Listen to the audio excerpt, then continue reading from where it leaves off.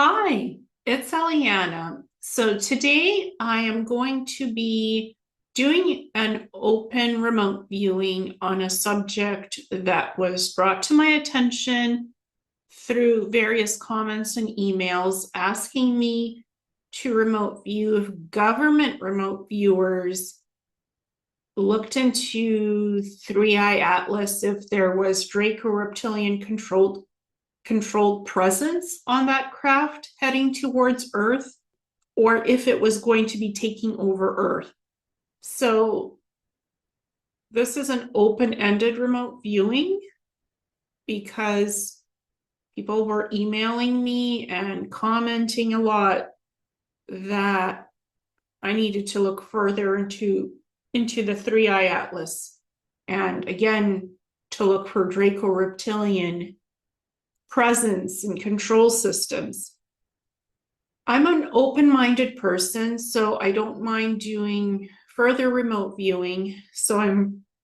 This remote viewing is focusing on remote viewing if government remote viewers discover if 3i Atlas is a Draco Reptilian controlled craft heading towards Earth to take it over. And I did 3 remote viewing sessions, 3 sessions on the same topic. The question is asked slightly differently because I really truly wanted to understand where all of this is coming from. Because when I did the first remote viewing that was a blind target on this subject, reptilian presences came through. I didn't feel any threat there. I didn't feel anything untoward. And then reptilian presences came up on Swan R2 and Swan F2 in those blind remote viewings, and that was more predatory energy, and those kind of, I guess if you can call them threats, were taken care of by secret space program humanoid crews. So let's have a look if this has any provenance or anything. What did these government remote viewers discover? Probably remote viewers from the US government remote viewing this craft and others from other countries. So let's see what the initial scan revealed on this subject. When focusing on 3i Atlas, the first impression is a very large, geometrically complex craft, almost like a city folded into a fractal shape. It's not purely metallic. Its surfaces feel more like interlocked mineral composites with a dim inner glow, not warm, but cool and crystalline. There's a sense of constant shifting geometry, like the hull can change its profile depending on who is looking at it.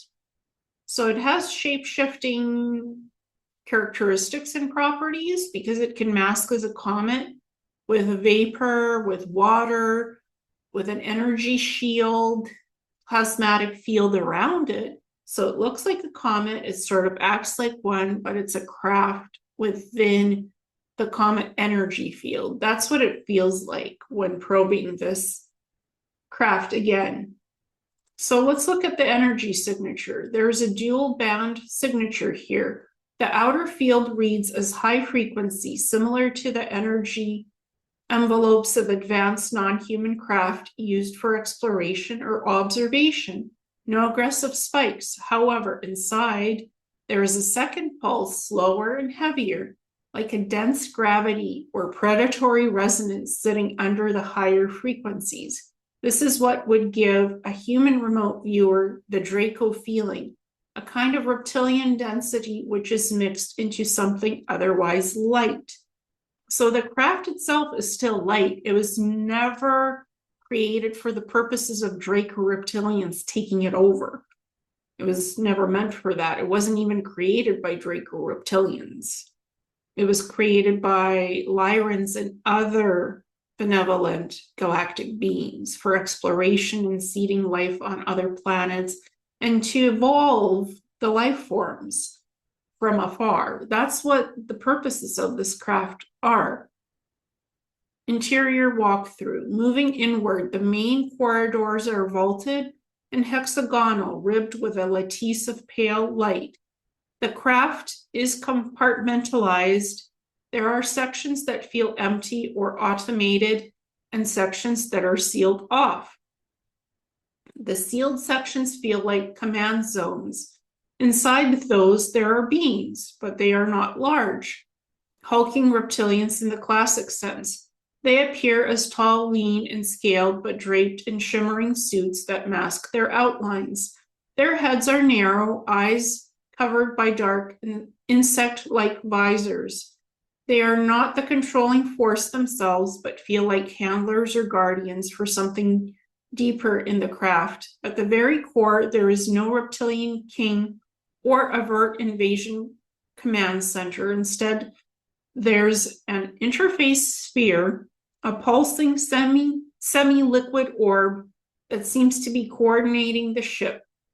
It feels like a hybrid AI seated with reptilian consciousness patterns, like a symbiotic mind rather than a throne room. Intent scan. When focusing on intent, the outer layers of the crew's minds are shielded. Beneath the shielding, there's a directive, not conquer, but anchor. It's as if the craft's purpose is to establish a stable node near Earth to influence or modulate something, timelines, energetic grids, consciousness patterns.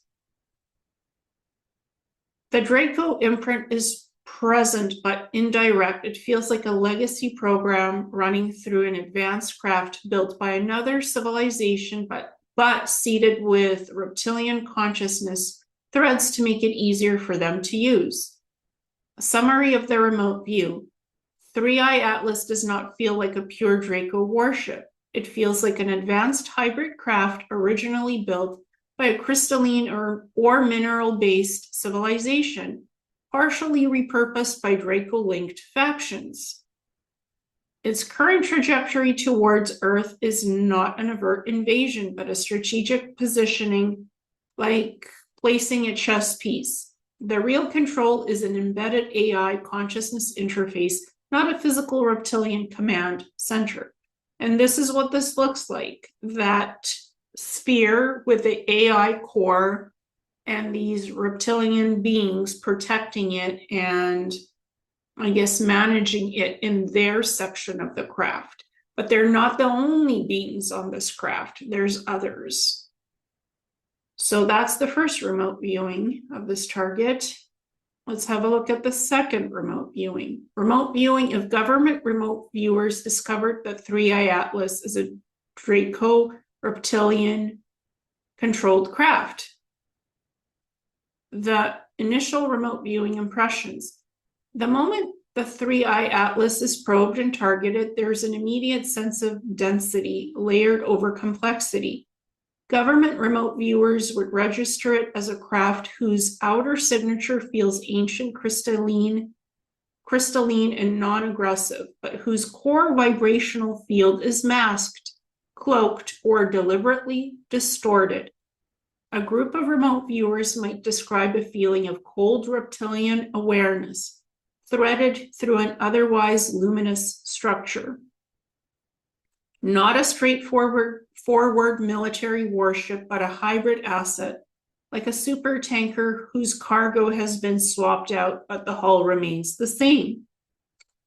Control matrix. Inside, there's no clear command bridge in the human sense. Instead, there's a central AI organic sphere, shimmering and semi-fluid, which seems to function as the ship's brain. It carries a reptilian consciousness imprint, an uploaded or grafted control schema originating from a Draco faction. Government remote viewers would describe it as a possession protocol. The craft itself was not built by Draco beings, but can be steered, influenced, or mission directed through this embedded consciousness software. There are various other presences that exist on the craft. They are crystalline-based and humanoid beings that can be considered as crew on 3i Atlas, So it is not a purely reptilian mix of beings that are there. So there's other crew there, and I think this balances out the reptilian presence and sort of like nullifies it as being a threat to anything or anyone. That's my perception of what I'm getting here. Focusing in on the reptilian crew and presence. The beings present are not classic hulking reptilians in ranks. So again, the beings present are not classic hulking reptilians in ranks. They appear as thin, tall, scaled beings wearing reflective exosuits. They're not the original builders, but handlers or guardians. Their role feels like caretakers of the AI sphere rather than generals of an invasion force. Some sections of the ship feel empty, automated, or sealed off. Other parts are charged with heavy reptilian energy. The government remote viewers might report sensations like being watched by a cold intelligence, even in rooms with no visible beings. Mission intent signal. When probing deeper, the intent signal does not read as immediate planetary takeover. Instead, it feels like a strategic positioning or anchor operation. Establishing a node near Earth, modulating or interfacing with a planet's energetic grid timelines or consciousness fields. Preparing a foothold, not for an overt invasion, but for subtle influence or leverage. It's akin to inserting a powerful chess piece rather than launching an army. There is a balance on 3A Atlas of various humanoid beings that do various tasks on the craft. The reptilians are the archivists monitoring what the craft observes. The Cedar crews seed life on other planets, and the crystalline beings harmonize the ship's functions and prevent a misbalance of power, so no one species has control of the craft, its mission, or functions. Consensus on the government remote viewers. When the government remote viewers compared notes, they likely state the following. Yes, some subtle Draco influence is present, not direct Draco crews being on the craft in the physical sense of their presence. No, it's not a classic warship under direct reptilian command. It's a hybrid craft. It has a crystalline origin, a portion of a reptilian-controlled AI core crewed by handlers. Its current movement toward Earth is preparatory and strategic, not immediately hostile. So 3i Atlas looks like a kind of an elongated craft, somewhat triangular, expanded, not super large, not super small. Mission intent is rebalancing energetic fields, energy modulation, observation, planetary pass-bys, not directly coming in contact with humans. There won't be any direct contact with us. It is observational. It is still a Cedar ship. It has various types of crew on it, reptilian, non-reptilian, crystalline, humanoid type, Pleiadians, Lyrans, Andromedans, Arcturians, and other crystalline type life forms, consciousness, memory, expansion. That's what I'm getting from this craft. There are no physical Draco Reptilians on this craft. The energy is slightly there because they might have tried to target this craft and take it over, but I don't feel they succeeded. So they're not in, they can't have full control of this craft. That is being prevented from happening. They can't have a sphere of influence over Earth. They might have tried, but they didn't succeed. That's the impressions I'm getting. So this is the third session pass. Remote viewing of government remote viewers have discovered that 3i Atlas is a Draco reptilian controlled craft. And is it any threat to Earth or humans? here's what emerges when we remote view, stepping into the perspective of government remote viewers tasked with determining whether 3i Atlas is Draco Reptilian controlled and whether it poses a threat to Earth or humans. Number 1, craft overview. 3i Atlas appears to them as a vast polyhedral crystalline vessel. Like a folded city in space, the hull has a lattice quality that can refract or bend scanning attempts. The government remote viewers may report feeling as though they are seeing through layers of veils rather than a single object. Number 2, control signature. The strongest consisting impression is a dual consciousness signature. Outer shell, non-hostile exploratory crystalline technology. Inner core, partially embedded reptilian pattern AI, not of flesh and blood, command center, but a consciousness interface seeded with several Draco protocols. This means the craft was built by a non-Draco civilization, but is being directed by a Draco-type faction using the AI core as the steering mechanism. So somehow Draco influence got in there, but they can't have full control of it because there's other crew on it that are there to prevent misbalance of power and to prevent this Draco type faction from using that AI sphere core to actually use it as a mechanism to control other planets, the crews, and other things. It's there as a safety precautionary mechanism to prevent them from taking over other worlds and planets, or influencing human life in mind control or, devolution of DNA. That's what the Draco intent would be. Subtle planetary takeover through these types of craft that masquerade as comets, that are out on exploratory missions and seeding missions of life where there is none, or observing evolving life forms. So I feel it's hard to hijack these kinds of crafts. They can try, but they're not successful in it. This AI core has all those possibilities, but it is not actively doing that at this point. So it's a node within the ship, but it's not an active node. That's what I'm picking up. And this is outside what the government remote viewers picked up. This is just my impressions now adding to that. It is a steering mechanism, but it's not going to work to influence humanity or control us or interfere with us. It won't be allowed to happen. So number 3, crew. Inside are handlers, tall, lean beings in semi-reflective suits with scaled patterns. They are not the original builders, but maintain and protect the AI core. The government remote viewers can perceive them as custodians rather than commanders. They follow instructions from the embedded program rather than acting as generals in an invasion.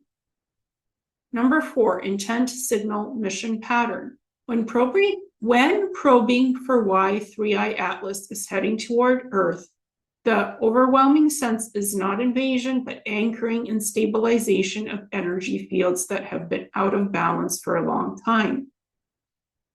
Establishing an energetic node near Earth, seeding or amplifying influence within planetary grids or timelines. A preparatory posture rather than direct assault. The government remote viewers may describe the mission diagram as more like a chess piece being positioned than an army preparing to strike. Number 5, threat level. When asked, is it a threat to Earth or humans? The intuitive impressions are immediate physical threat, low. There is no sign of weapons being charged or armies being deployed. Subtle influence, high. The partially embedded Draco AI system is designed to modulate consciousness and probability fields, which could tilt events or perceptions on Earth without firing a shot. The craft is essentially like a psychotronic anchor rather than a battleship. Number 6, summary of the remote viewing of 3i Atlas. 3i Atlas is indeed under some Draco influence, but indirectly through its AI core. Its mission is strategic positioning and subtle influence, not direct war. Physical danger to humans is low. Long-term influence on consciousness or decision-making fields could be significant. And this is, again, what 3i Atlas looks like through the perception of the government remote viewers. And I'm getting a sense that it's a group of remote viewers. It's not just one person. It's a group, like 10 to 15 people remote viewing 3i Atlas. And this is the threat assessment 3i Atlas. What it looks like: control signature, dual consciousness signature, outer shell, non-hostile, exploratory, crystalline technology.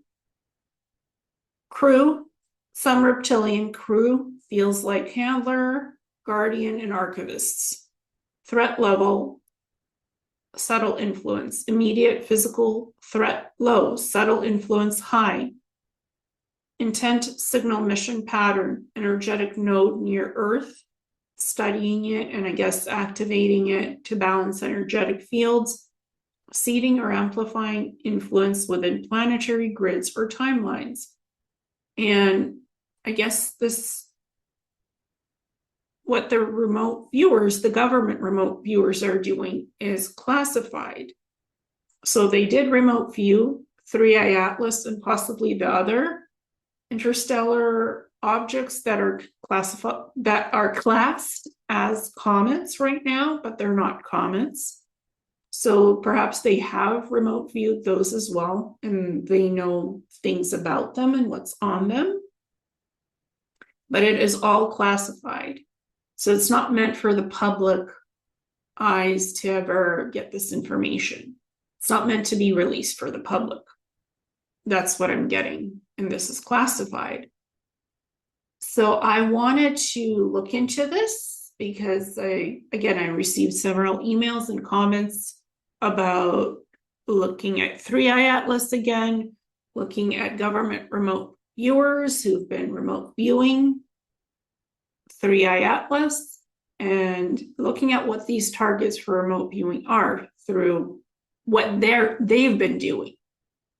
So I did that, and these are the results. And again, I am open-minded to remote viewing anything that could bring clarity to the subject matter, that can explain more of it, what it is, what it's not, how it works, and why it's here, and what's the whole purpose of this. So I'm open to doing multiple remote viewing sessions on these subjects. At this point, it's open remote viewing because I've done a lot of blind remote viewing sessions on all of these interstellar objects. Now it's open remote viewing because I've already been, I guess, the energy field, I've been given access to the energy fields of these crafts through the blind remote viewings. So I already know the signal type, I already know the energies, and I've brought in information about these crafts. Now if there's anything else of information that I should look into, it's open remote viewing based on what people send me or ask me to look at. And I'm open to doing that because I do both blind remote viewings where I know nothing of the targets until it's all done. Then I make reports about it and I reveal what the targets were.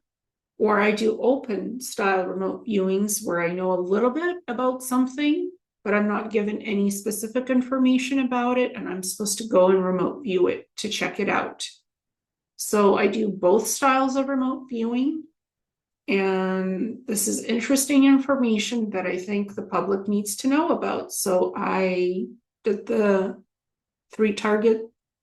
session with these 3 sessions on the target, on the same target, and what it revealed to make sure I was thorough and could access as much information as I could for clarity and understanding.